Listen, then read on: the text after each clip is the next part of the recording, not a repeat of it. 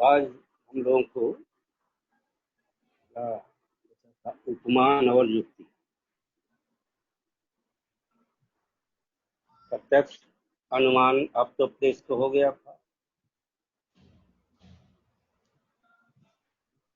उपमान प्रमाण को हालांकि चरक संहिता में इसको प्रमाण रूप में नहीं माना।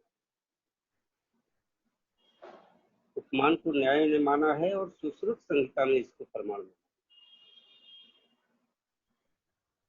ऐसा भी नहीं है कि उपमान का वर्णन चरक संहिता में नहीं है। चरक संहिता में उपमान का वर्णन है, लेकिन बाद मार्ग पर। तो रिसर्च के दृष्टिकोण से तो उपमान का उपयोग वहां स्वीकार किया गया, लेकिन प्रमाण में इसकी गणना नहीं की। लेकिन सुश्रुत संहिता में प्रमाण माना गया। लेकिन फिर भी यदि नैदानिक या चिकित्सकीय दृष्टिकोण से देखें तो उपमान का व्यवहार प्रायः होता है। उपमान है क्या, तो हम लोग संक्षिप्त में जाने कि किसी भी प्रसिद्ध वस्तु से अप्रसिद्ध वस्तु का ज्ञान प्राप्त किया जाए तो उसको उपमान।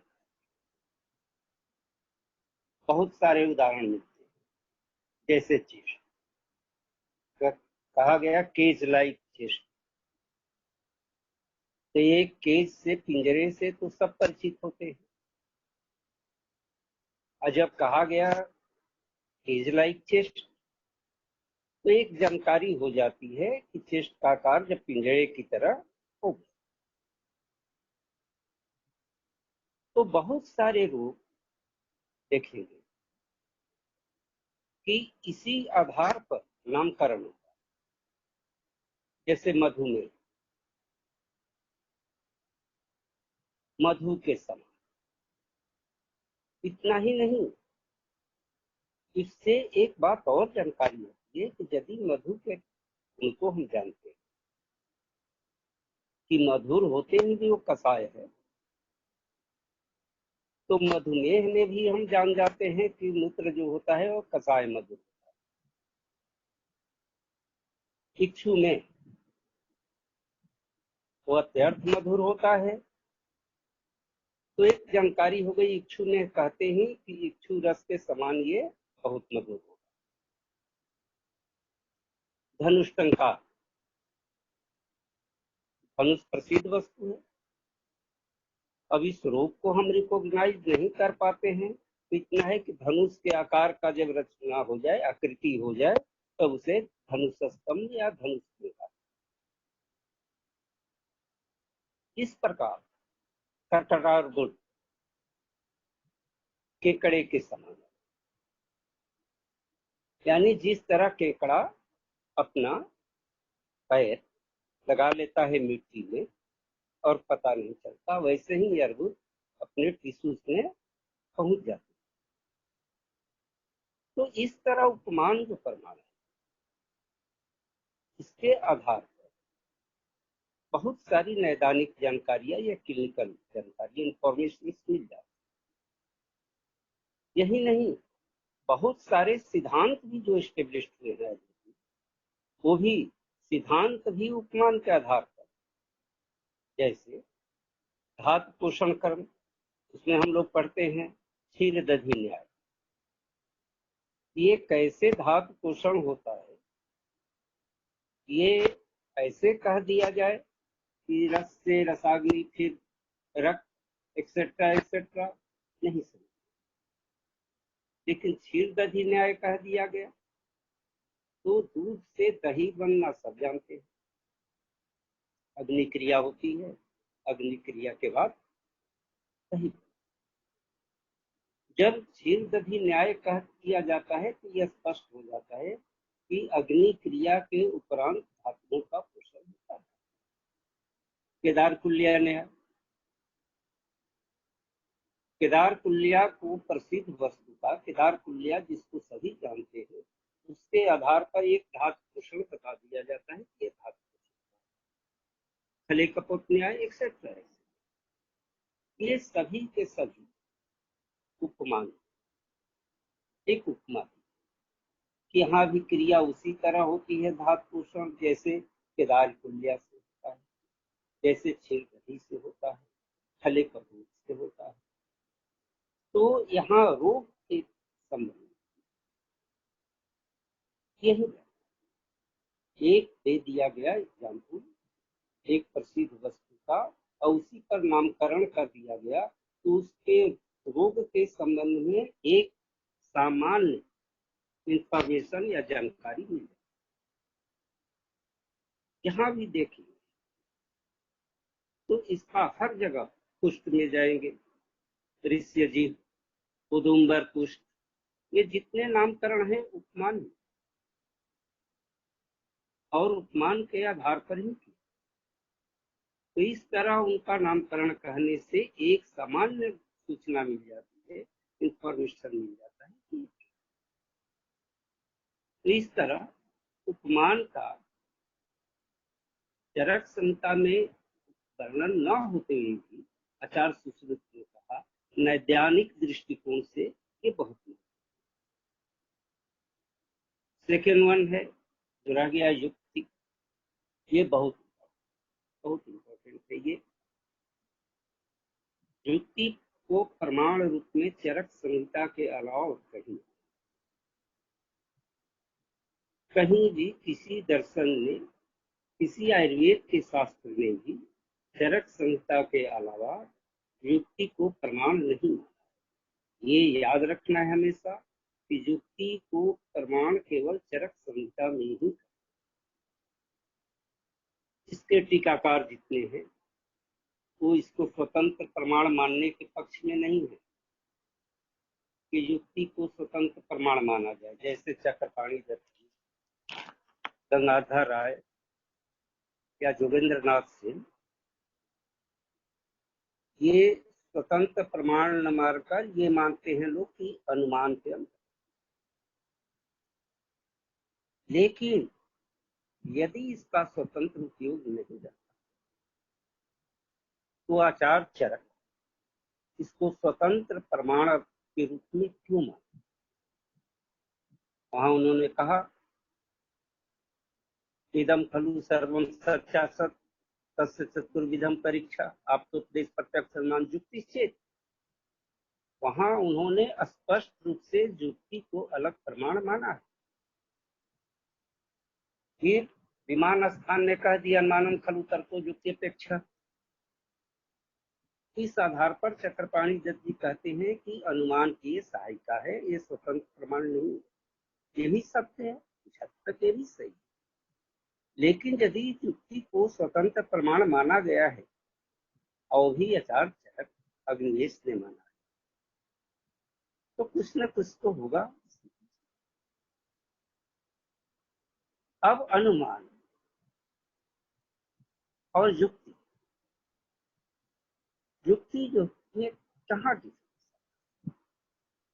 कहाँ अनुमान, क्यों इस अनुमान में तो यही कहा जाता है प्रत्यक्ष पूर्वम, बिना प्रत्यक्ष अनुमान होगा नहीं। तो उनको भी एक है, सत्य तो यही है कि इन तीनों चारों परमाणुओं की सहायता से ही मिलकर ही ज्ञान होता है। मूल ज्ञान किसी एक प्रमाण से नहीं होता। प्रत्यक्ष से केवल इतना ही ज्ञान होता है कि रुक्षता है, शीत है, उष्ण है, पीत वर्ण का है, हरित वर्ण का है, इतना ही ज्ञान। लेकिन रुक्षता है तो वात है, हरित है तो पीत है, ये ज्ञान अनुमान से। उसी तरह युक्ति भी ज्ञान का एक स्वतंत्र साधन भी है। युक्ति है क्या? युक्ति एक्सपेरिमेंटल एविडेंस, दर्शनों के आधार पर तो कह दिया, दार्शनिक लिए नहीं युक्ति को प्रमाण, क्यों कि उनको बहुत प्रयोग की आवश्यकता नहीं थी, लेकिन आयुर्वेद में प्रयोग की आवश्यकता थी। जैसे हम लोग उदाहरण, बीज पड़ा है तो बीज से तो अनुमान हो गया कि पौधा आएगा, हम अनुमान कर लिए, लेकिन उस बीज से पौधा कैसे आएगा? टेबल पर रखे रखे आ जाएगा? यदि हम घर में बीज भंडार में बीज पड़ा रहता है तो क्या उससे पौधे आ जाएंगे? नहीं। अनुमान हम किए, उपादान कारण है। अनुमान का स्कोप लिंग लिंगी तक है। जिसका लक्षण है, लिंग माने लक्षण, लक्षण क्या है, और लिंग माने किसका लक्षण है। बीज से हम पौधे का अनुमान तो कर सकते हैं, लेकिन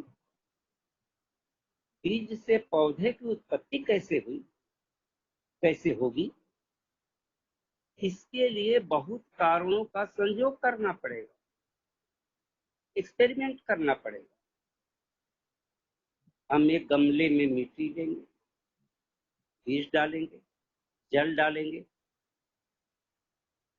और उचित काल होगा तब उसमें से बीज से पौधा आ जाएगा। लेकिन जब तक जल मिट्टी का संयोग न हो तब तक उससे पौधा नहीं आएगा। और ये सभी कारणों का संयोग करके कार्य को उत्पन्न करना, यही युक्ति की परिभाषा में कहा गया है कि बुद्धि पश्यति याभावान बहु कारण योगी। युक्ति है क्या? तो जब बुद्धि ये एनालाइज करती है कि किन किन कारणों से कौन सा कार्य उत्पन्न होगा, ये जो हम अनुमान करते हैं उसमें सहायक तो युक्ति है, लेकिन ये एक्सपेरिमेंट, हर अनुमान ये आवश्यक नहीं है कि युक्ति का ही व्यवहार, ऐसा नहीं। युक्ति के उदाहरण ये भी दिया गया कि कुछ संयोग से ही कार्य उत्पत्ति, जिसका कोई एक उपादान कारण एक न होकर अन्य का संयोग भी आवश्यक है। जैसे उदाहरण से हम, एक लकड़ी है तो एक लकड़ी से, काष्ठ से अग्नि की उत्पत्ति तो नहीं संभव है। तब क्या किया? मध्य मंथन मंथा, दो लकड़ी को आपस में या दो पत्थर को आपस में जब घर्षण किया जाता है तो अग्नि की उत्पत्ति। जब तक इनका संयोग होकर क्रिया न हो तब तक कार्य यानी अग्नि की उत्पत्ति नहीं होगी। कुछ ऐसी भी स्थितियां होती हैं जो अनुमान के अतिरिक्त भी बहुत कारणों के संयोग से किसी कार्य उत्पत्ति को दर्शाती, चूंकि आयुर्वेद चिकित्सा शास्त्र, इसीलिए तो चौथा जो उदाहरण दिया गया है युक्ति में, वो बिल्कुल क्लिनिकल लिखा, 100% कहा गया कि युक्ति युक्ता, जो युक्ति युक्त है वो चिकित्सा के चतुष्पाद जो होती है तो रोग का नाश। चतुष्पाद चिकित्सा क्या है? भिषक, द्रव्य, रोगी, उपस्थाता। जब तक ये चारों का संयोग नहीं होगा तब तक चिकित्सा कार्य संभव नहीं है। एक चिकित्सक है तो अनुमान कर सकते हैं ये चिकित्सा करेगा, लेकिन चिकित्सा क्रिया होगी कब? रोगी ही नहीं है तो संभव नहीं है। रोगी चिकित्सक है, द्रव्यहीन है, औषधि नहीं है। जब इन चारों का संयोग होता है आपस में कांटेक्ट, तब चिकित्सा। कहा जाता है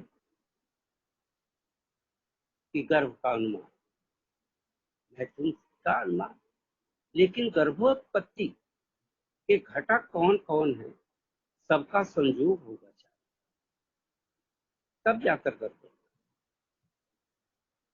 तो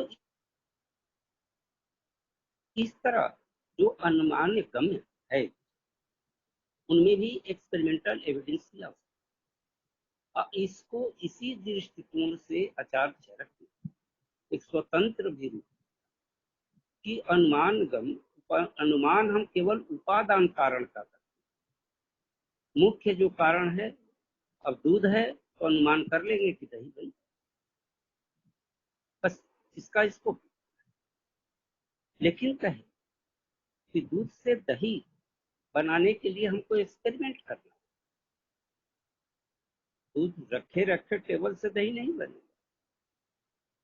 तब उस एक्सपेरिमेंटल एविडेंस के लिए उन्होंने जुक्ति और कहा कि किसी भी कार्य की अनेक कारणों का जब संयोग होगा, तब किसी कार्य को। तो इस तरह एक प्रक्रिया है। और उन्होंने 3 उदाहरण देकर चौथा उदाहरण दिया कि चिकित्सा भी जो चरक संहिता में या आयुर्वेद में युक्ति का उल्लेख 3 स्थान पर, 3 रूप। युक्ति परादि गुणों में एक गुण है युक्ति, फिर युक्ति प्रमाण, अब फिर युक्ति व्यापाश्रय चिकित्सा। अब तीनों का इंटरकनेक्शन, तीनों का आपस में संबंध है। युक्ति क्या है? युक्ति से योजना। योजना क्या है? युजित धातु से युक्ति भी बनती है, जोड़ना, संबंध स्थापित करना। और चिकित्सा क्या भी है? युक्ति व्यापाश्रय योजना।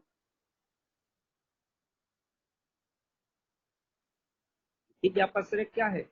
योजना है चिकित्सा। कौन सा दोष है, दोष से क्या है, स्टेटस क्या है, दोष की स्टेटस क्या है, इसमें कौन सी औषधि कारगर होगी, उस पर विचार करना है, रोग पर विचार करना है, रोगी पर विचार करना है, और सभी कारणों पर विचार करके तब चिकित्सा। यही योजना का अर्थ ही हुआ युक्ति का कि एक दूसरे कारणों से संबंध, कार्य उत्पत्ति के लिए एक दूसरे कारणों से संबंध स्थापित करना, यही। और फिर युक्ति को जब प्रमाण रूप में माने एक्सपेरिमेंट के, तो भी वही परिभाषा दिए कि बुद्धि पश्यत या भगवान बहुकार। उन्होंने जब द्रव्यों का वर्णन करना शुरू किया, विमान स्थान में मधुर स्कंध, अम्ल स्कंध, ये स्कंध, वहां कहे कि जो द्रव्य हम नहीं कहे, वर्णित नहीं किए, उनको भी आप इसमें एडिशन कर सकते, जोड़ सकते। जो हमने वर्णन किया उनको भी इसमें से आप हटा सकते हैं। यदि लगे कि ये कारगर नहीं है तो उसको हटा सकते हैं। लेकिन कैसे? युक्ति प्रमाण, युक्ति से प्रमाण करके, एक्सपेरिमेंट करके, वहां इसका युक्ति का उन्होंने एक ऐसा व्यवहार दर्शाया कि युक्ति को एक प्रमाण के रूप में स्वीकार करना पड़ता है। वहां उन्होंने स्पष्ट कहा कि जो कुछ भी हमने वर्णन किया, इसका ये रेफरेंस है चरक विमान 8 का है कि तेभ्यो भिषग बुद्धिमान परिसंख्यात्मपि यजत द्रव्यम यौगिकम मन्नित तद अपकर्षयित। यौगिकम मन्नित, यहाँ फिर क्या?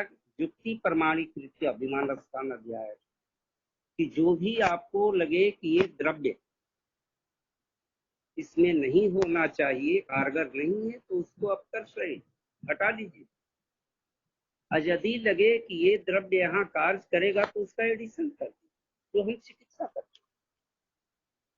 चिकित्सा में भी यही है, इस कार्य को करना है तो कौन कौन से द्रव्य हो, किन किन द्रव्यों का संयोग करेंगे, किन किन स्थितियों का संयोग करेंगे, किन किन प्रोसीजर का संयोग करेंगे, तो ये चिकित्सा होता है।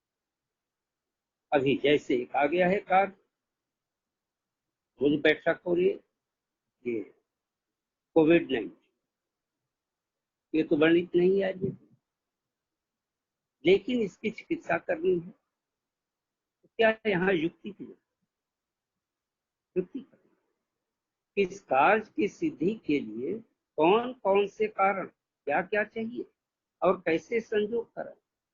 यदि लगे कि तीनों चिकित्सा विधाओं का संयोग कराना है तब ये कार्य सिद्धि होगी। देव व्यापाश्रय, युक्ति व्यापाश्रय, सत्वावजय। युक्ति व्यापाश्रय चिकित्सा में भी देखना पड़ेगा इसमें कौन सा दोष है, इसका समवायी कारण क्या है, असमवायी कारण क्या है, और इसका निमित्त कारण क्या है। जब तीनों कारणों के संयोग से हुआ और जब तक उन कारणों का एनालिसिस नहीं करेंगे तब तक हम चिकित्सा नहीं। यहाँ युक्ति ही दे, जैसे लोग, एक उदाहरण, रोग विशेष विज्ञान में युक्ति नहीं है, वहां तो कह दिया गया कि अनुमान को ही गणमन खलु तर्को युक्ति अपेक्षा, लेकिन जो संप्राप्ति है, वो संप्राप्ति क्या है। संप्राप्ति मतलब सम्यक, किसकी प्राप्ति, कारणों की प्राप्ति, निदान की प्राप्ति, रोग की नहीं। प्रायः पूछा जाता है कि संप्राप्ति क्या है, सम्यक प्राप्ति, संप्राप्ति तो कस्य प्राप्ति, किसकी प्राप्ति, तो जवाब यही मिलता है, रोग की प्राप्ति नहीं। संप्राप्ति में कारण को ही एनालाइज करना होता है कि कौन कौन से कारण है इसमें। जैसे उदाहरण ले हम लोग, संप्राप्ति की परिभाषा क्या है, यथा दुष्टेण दोषेण यथा चानुविषय। यथा दुष्टेण निमित्त कारण, क्यों ये दूषित हुआ, दोषेण समवायी कारण, यथा चानुविसर्पता, किस तरह ये शरीर में गया, कहाँ और कैसे रोग उत्पन्न हुआ, असमवायी कारण। तो इस तरह संप्राप्ति भी क्या है, कारणों को एनालाइज करते हैं, क्योंकि एक कारण से, और यदि अनुमान भी जहाँ कर रहे हैं संभव है, वहाँ ये युक्ति सहायक हो जाती है। एक्सपेरिमेंट, लैब इन्वेस्टिगेशन कराते हैं, ये कराते हैं, अनुमान करते हैं, तो हो सकता है कि इसके अंदर कोई लॉस हो, कोई ट्यूमर बन गया हो, हम क्या करते हैं, लैब इन्वेस्टिगेशन कराते हैं। अभी एक नहीं, बहुत तरह के, बहुत कारण जो भी, किसी एक से ही टेस्ट से हम कंफर्म नहीं होते, तो तरह तरह के टेस्ट कराते हैं। फिर नैदानिक जो पूर्ण चिकित्सा है, युक्ति व्यापाश्रय, ये बहु कारण योग से, यदि कारणों का योग न कराएं तो चिकित्सा युक्ति का व्यापाश्रय नहीं। जैसे कारण से हम समझे युक्ति व्यापाश्रय आने में क्या अंतर है। एक चिकित्सा होती है देव व्यापाश्रय, कोई व्यक्ति हुआ, पीलिया हुआ, जॉन्डिस हुआ, वो कहता है कि ये हम मरी बांध देंगे, ठीक, ऐसा भी होता है, लेकिन वो युक्ति व्यापाश्रय नहीं है, रेशनल थेरापी नहीं है। उसमें कारणों का संयोग कराता ही नहीं, एक मान लिया कि ये प्रभाव है इसका, इस मरीज से ये ठीक हो जाए, लेकिन एक चिकित्सक के पास यदि रोगी है तो चिकित्सक उसके कारणों को, बहुत से कारणों को, एक कारण को एनालाइज करता है कि इसमें दोष क्या है, ठीक है, बात है, कब है, फिर देखता है कि इसका दोष क्या है, कौन सा धातु इसका दोष है, रस है। फिर ये भी देखता है निमित्त कारण, कि किन कारणों से ऐसा हुआ, आखिर इसका कारण क्या है। और जब इनको एनालाइज करता है तो फिर युक्ति कि किसको, किन किन को, कैसे कैसे द्रव्यों का प्रयोग करें, क्या प्रोसीजर अपनाएं, ये रूप, और किन किन कारणों का संयोग करें तो कार्य की उत्पत्ति। ये युक्ति का प्रैक्टिकल, व्यवहारिक है, क्लिनिकल, और ऐसा डेली प्रैक्टिस में भी यही करके, यही अपनाइए। तो इस तरह यदि जनक संहिता ने युक्ति को स्वतंत्र प्रमाण माना तो उसका उदाहरण देकर, एग्जाम्पल देकर, उसका एप्लीकेशन, डायरेक्ट कहिए कि एप्लीकेशन से ही समझाया जाए। ये एक ऐसा प्रमाण है जिसको डायरेक्ट एप्लीकेशन से ही समझाया गया। 3-4 उदाहरण दिए गए। जल कर्षण को बीज के लिए दिया गया, गर्भ के लिए दिया गया, मध्य मंथन अग्नि से उत्पत्ति के लिए दी गई, और लास्ट में आकर कहा गया कि सब कुछ कहने का तात्पर्य है कि इसका क्लिनिकल युक्ति युक्त यदि विशग है, चिकित्सक है, तो चतुष्पाद का जब संयोग होता है तभी चिकित्सा संभव होती है। तो एट लास्ट उन्होंने यही, इसी आधार पर युक्ति व्यापक है चिकित्सा, आहार, औषध, इन कारणों का, सारे कारणों का हम ट्रेस करते हैं और सारे कारणों का एक संयुक्त रूप से उपयोग करते हैं, तब कार्य। आयुर्वेद में जहां भी हम देखते हैं, चिकित्सा भी देखते हैं, तो एक ही रोग के चिकित्सा में औषधि बतलाई जाएगी, आहार भी बतलाया जाएगा, उसका भी बिहार भी बतलाया। ये ऐसा ट्रेंड है युक्ति का कि किसी भी पैथी में जाए पेशेंट भारतवर्ष में, तो चलते चलते पूछता है डॉक्टर साहब खाएंगे क्या, हमको नहाना है कि नहीं नहाना है, हम टहल सकते हैं कि नहीं, साइकिलिंग कर सकते हैं कि नहीं। क्यों? ये ट्रेंड युक्ति व्यापार से। और एक चिकित्सा में यही नहीं, आहार विहार औषध ही नहीं, हम देखेंगे इसमें त्रिविध चिकित्सा में अन्य चिकित्सा का भी उपयोग किया गया। सेम पेशेंट को, सच पेशेंट को औषध भी दिया गया, आहार भी दिया गया, बिहार का भी इंस्ट्रक्शन दिया गया, देव व्यापक चिकित्सा भी बता दिया, मानसिक चिकित्सा भी बता। तो यही जो कि बहुत से कारणों के संयोग से किसी कार्य की चिकित्सा में भी फिर चतुष्पाद। तो इस तरह ये नहीं मान लेना है एक एग्जाम्पल से कि जो चिकित्सा का चतुष्पाद चरक ने कह दिया वही इसका क्लिनिकल इंपॉर्टेंस नहीं। उन्होंने स्पष्ट कर दिया बहु कारण योगजान। यदि एक चिकित्सा कर्म कर रहे हैं, देख रहे हैं कि यहाँ ड्रग्स से ही काम नहीं चलना है, तो फिर आहार भी बताते हैं, आहार के अलावा इंस्ट्रक्शन भी देते हैं, इंस्ट्रक्शन के अलावा कह देते हैं कि मानसिक रूप से भाई आप स्ट्रेस फ्री रहिए, नहीं तो आपका रोग ठीक नहीं होगा। सब उसमें सत्ता वजह भी बता देते हैं, कह देते हैं कि आप आधा घंटा ध्यान करें सुबह सुबह, देव्यापाश्रय भी बता देते हैं। और जब सबका संयोग हो जाता है तो रूप का नाश हो जाता है। तो इसी तथ्य को यहाँ इन्होंने बताया कि कोई भी अनुमान कर सकते हैं, लेकिन उस अनुमान का एक्सपेरिमेंट नहीं करेंगे तब तक कार्योत्पत्ति नहीं होगी। यदि दूध से दही बनना है तो ये उपादान कारण है दूध दही का, लेकिन केवल दूध को हम बर्तन में रखे रहें तो दही की उत्पत्ति नहीं होगी। यदि बीज से अनुमान कर लिए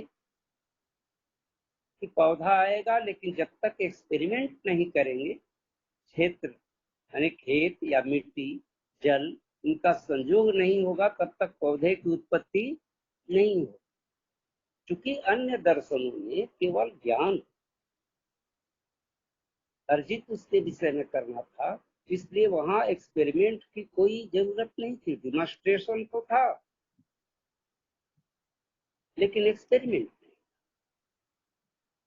जैसे अनुमान में पढ़ाया जाता है ना कि जहां जहां धूम है वहां अग्नि है। तो धूम अग्नि क्या है? डिमॉन्स्ट्रेशन है। उस समय लैब में ऋषि महर्षि की यही उपलब्ध था। तो बतलाते थे कि यहाँ धूम है लिंग, तो लिंगी अग्नि भी होगी। वहां उस समय घड़ा ही रहता था, तो उसी का डिमॉन्स्ट्रेशन किया जाता था कि मिट्टी उपादान कारण है, यदि कारण मिट्टी नहीं है तो घड़े की उत्पत्ति नहीं हो। वस्त्र पहने रहते थे, वो डिमॉन्स्ट्रेशन था। लेकिन एक्सपेरिमेंटेशन था।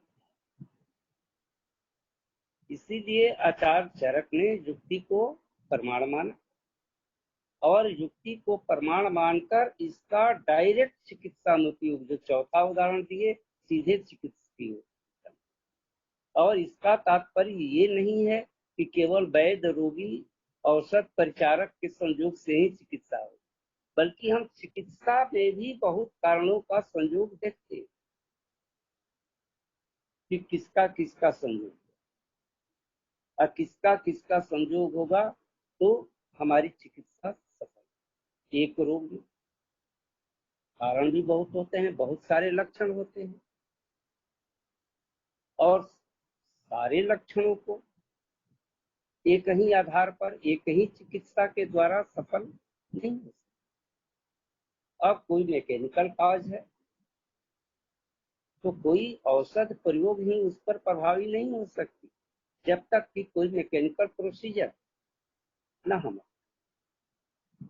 तो औषध के साथ साथ मैकेनिकल प्रोसीजर भी है। यही युक्ति में स्पष्ट उन्होंने कह दिया, एक लाइन में ही बहुत बड़ी बात कह दी है कि बुद्धि पश्चात्यावान बहु कारण योगिता। ये बहुत से कारणों को जब एनालाइज करे किसी कार्य में बुद्धि, या बहुत कारणों के संयोग से किसी कार्य की उत्पत्ति देखे अज्ञात की हुई, तो इसका भी जो भी आयुर्वेद में हम पढ़ते हैं, चरक संहिता में पढ़ते हैं, उस सबका क्लिनिकल, कोई एक ऐसा प्रिंसिपल वर्ग शब्द नहीं है पद जिसका क्लिनिकल इंपॉर्टेंस न हो। बस अंतर है उसको समझ, उसका क्लिनिकल इंपॉर्टेंस क्या है। और भी कुछ प्रमाण है जो कि आयुर्वेद ने उनको स्वीकार नहीं, लेकिन ज्ञान के साधन है, लेकिन यथार्थ ज्ञान के साधन नहीं है। उनका क्लिनिकल तो महत्व है, क्लिनिकल इंपॉर्टेंस है, उसका उपयोग भी किया जाता है, लेकिन मुख्यतः जो प्रमाण माने गए हैं वो चार है। तो शुरू ने चार माना तो उपमान माना, और आचार्य चरक ने चार माना तो युक्ति। उपमान का वर्णन करते हुए भी बाद मार्ग पद में उन्होंने प्रमाण रूप में उसको स्वीकार नहीं किया, लेकिन उपमान का क्लिनिकल इंपॉर्टेंस है, क्लिनिकल यूटिलाइजेशन है, खास करके निदान। और निदान के अलावा सिद्धांत जितने हैं, अब जैसे समझने के लिए उपमा दी गई है, विसर्गादान दीछे धार्यम जगत देहम कार्तिक तपस्या, ऐसे समझ में नहीं आएगी कि पीत कैसे शोषण करता है, लेकिन जब सूर्य का उदाहरण दे दिया गया प्रसिद्ध वस्तु का, तो समझ में बात आ जाती है। तो एक प्रसिद्ध वस्तु से अप्रसिद्ध के बारे में जो जानकारी दी जाती है, अब बहुत से कारणों के संयोग को एनालाइज जब करते हैं किसी कार्य में, तो ये युक्ति।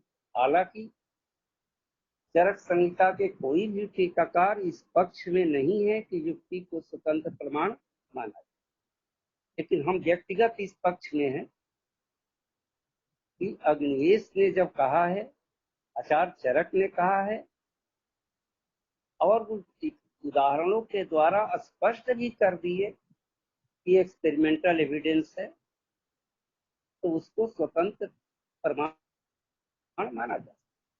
अनुमान ने तो प्रत्यक्ष और युक्ति दोनों का नाम दिया, प्रत्यक्ष पूर्वम, लेकिन स्वतंत्र उसकी भी सत्ता है। उसी तरह युक्ति भी सहायक है, लेकिन इसकी भी स्वतंत्र सत्ता। हर अनुमान में एक्सपेरिमेंट की आवश्यकता नहीं। जैसे धूम धूम देखे तो अग्नि का अनुमान हो गया, लेकिन इसमें तो एक्सपेरिमेंट की आवश्यकता नहीं है। और युक्ति प्रमाण क्या है? एक्सपेरिमेंट। डेफिनेटली ये अनुमान की सहायक है, लेकिन इसकी स्वतंत्र सत्ता भी है। खास करके रोग विशेष ज्ञान में नहीं दिया गया, क्योंकि इस युक्ति का क्लिनिकल इंपॉर्टेंस चिकित्सा, रोग निदान में न होकर चिकित्सा में। इसीलिए आचार्य चरक ने क्लियर कहा कि युक्ति युक्ता, जो युक्ति युक्त यदि चिकित्सा है चतुष्पाद, तब रोग का नाश होगा।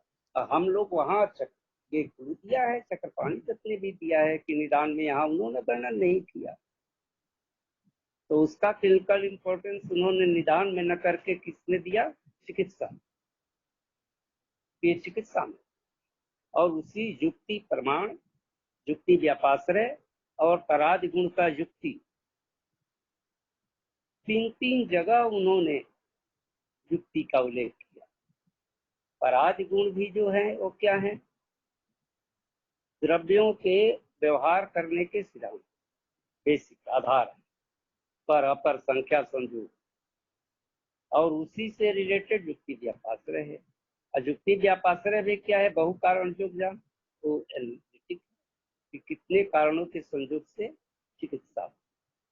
तो इस तरह आज हम लोग प्रमाण का क्लिनिकल क्या है, व्यवहारिक अध्ययन किया है। वैसे तो प्रमाण के जो शिक्षक हैं वो पढ़ाएंगे प्रमाण, हम लोग आउट फिगर इसका दिए और इसके बारे में एक सामान्य जानकारी हम लोग